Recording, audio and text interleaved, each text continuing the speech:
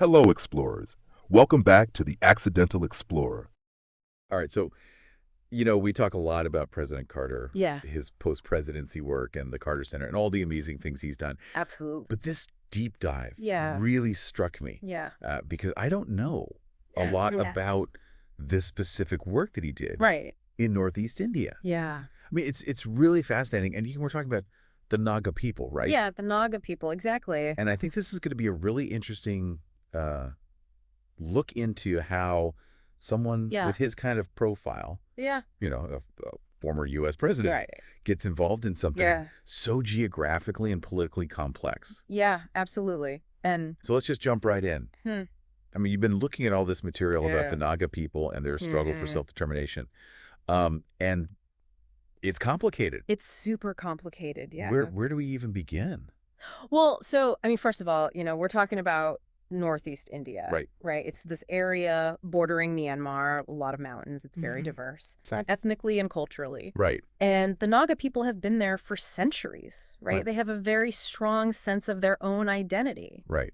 And their own distinct culture. And really what they want is... Well, I mean, the core of it, right, is self-determination. Yeah. They want to be able to govern themselves Yeah, right. to control their own destiny. This goes back... This goes all the way back Like way back. to India's independence. Oh, wow. I mean, since 1947, basically, they've been saying, hey, Right. we are a distinct people. Right. We have our own aspirations. Right. And we want to be able to run our own affairs. So it's been going on for decades. It's been going on for decades, and it's been really, really complicated. And I imagine. Because you've got all these different Yeah. Naga national political groups. Right. What are those exactly? Yeah. So these are basically political organizations, right? Right. And I think it's important to understand that some of them had armed wings, right? So they weren't all just peaceful protest movements. Got it. But they represent a whole range of political aims from complete independence from India Right. to saying, hey, we want more autonomy. Yeah. We want more control within the Indian system. Right. But they often draw support from different tribal regions, Right. right? So you've got different groups based in different areas, Right. and they don't always agree with each other. So even within the Naga people, there's There's a lot of division. a lot of... Yeah, exactly. Okay, so you've got all these different groups. Yeah.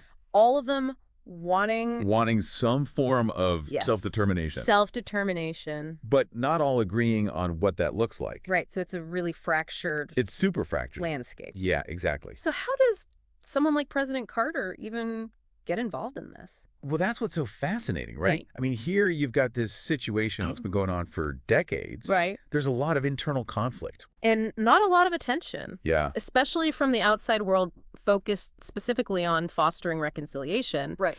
And then you have President Carter coming in. Right. It seems so unexpected. Yes, so what is it about? I mean, you look at his post-presidency, right? And it's all about human rights and peaceful conflict resolution. Right. I mean, he's done it all over the world, Right. right? From Latin America to Africa Right. to the Middle East. Yeah. And he's often drawn to these places that aren't Yeah. necessarily in the headlines. Yeah, like not the big flashy. Not the big flashy, Yeah, you know? wow. Yeah, exactly. And I think for him, it's not about traditional power politics, right? It's about leveraging his neutrality, Yeah. his credibility Yeah. to create space for dialogue. Right, so not coming in with a big stick. Not at all. Yeah, It's okay. more like, hey, Yeah. I'm here to listen. Right. I'm here to help you all talk to each other. Right, and he started focusing on the Naga conflict. It seems like the late 1990s is when it really came onto his radar. Okay. You start to see more activity Right. from the Carter Center and from him personally. So it's not like he's coming in Oh, saying, okay, this is how we're going to solve it. right. It's more... It's really about facilitating dialogue. Yeah, and how did he actually do that? Well, that's the really interesting part, right? Yep. So, unlike traditional diplomacy, Yeah. where it's all state to state, Yeah. governments talking to governments, Right. he focused on building personal relationships, Oh, wow. right? So he would meet with leaders Yeah. from these different Naga groups Right. and really try to understand where they were coming from. And the Atlanta meet of 1997. That's a perfect example, right? Yeah. So in 1997, he brings all these leaders Wow. from these different Naga national political groups Yeah. to Atlanta, Georgia. Really? Yeah, to the Carter Center. Wow. So these people. I mean, these are people who have often been in conflict with each other, sometimes armed conflict. Right. And they're all sitting down together in Atlanta talking about their issues. Wow. And it's really about fostering a sense of shared humanity. Right. Like recognizing that even though they have different political positions, they're all Naga people. Right. They all want peace and a better future. I mean, it's a pretty powerful image, isn't it? It's super powerful. You know, to think about these leaders coming together in Georgia. Yeah, and I think it really speaks to his reputation as an impartial figure, right? Right. I mean, they trusted him to create a safe space for dialogue. So this all leads up to... Yeah, this eventually leads to... the Covenant of Reconciliation. The Covenant of Reconciliation, yeah. And that was signed in... June 13, 2008. Okay. And what was so significant about this? Well, what's really interesting about this agreement is what it wasn't. So it wasn't a peace treaty with the Indian government. It was an agreement among these different Naga national political groups. Okay, so internal. It was internal. Yeah. It was basically them saying, look, we need to get our own house in order before we can effectively negotiate with the Indian government. Okay, so they recognized that they needed to... They needed to overcome their own divisions to create a more unified front. So it's a really important step. It's a crucial step because it's about building trust within the Naga community itself. Right, and you can see how that would be essential Absolutely. for any kind of meaningful future negotiations. Yeah, it's like laying the groundwork for a more lasting peace. And I mean, President Carter didn't just... you know, chair a meeting. Right. The material you shared really shows how invested he was. Oh, yeah. He was deeply personally invested. Yeah. It wasn't just a political thing for him. He really believed in the power of dialogue. Yeah. And, you know, the sources even talk about him praying for peace for the Naga people.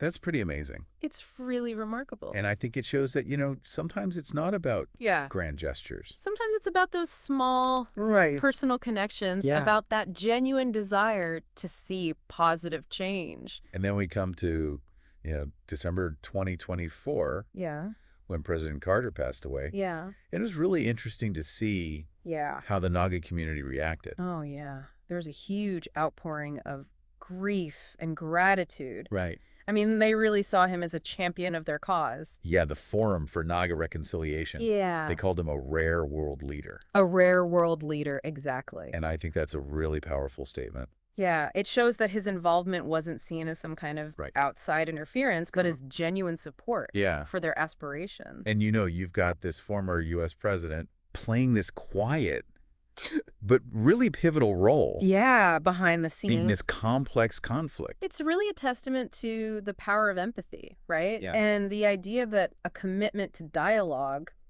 can transcend huge divides. Right. I mean, it really is an unexpected bridge. Absolutely. So ultimately what we see from this deep dive is that while we all know about the big things President Carter did, this work with the Naga people is a really powerful example of his lifelong commitment to peace. Yeah, it really shows that it wasn't just something he did as president. Right. It was a core part of who he was. And what's really interesting to me is that it makes me wonder about all the other examples of this kind of quiet diplomacy. Yeah, how many other stories are out there of people working behind the scenes to bring about peace? Right, and we may never even know about them. Right, exactly. But it's really inspiring to think about. It is. It's a reminder that change can happen in the most unexpected ways. Yeah. And that even seemingly small actions can have a huge impact. Absolutely.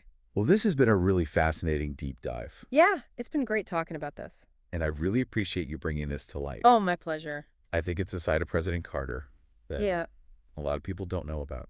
And it's an important one. It really is. Thanks again. Anytime. And to everyone listening. Yeah. Thank you for joining us. We'll see you next time. On The Deep Dive. Bye.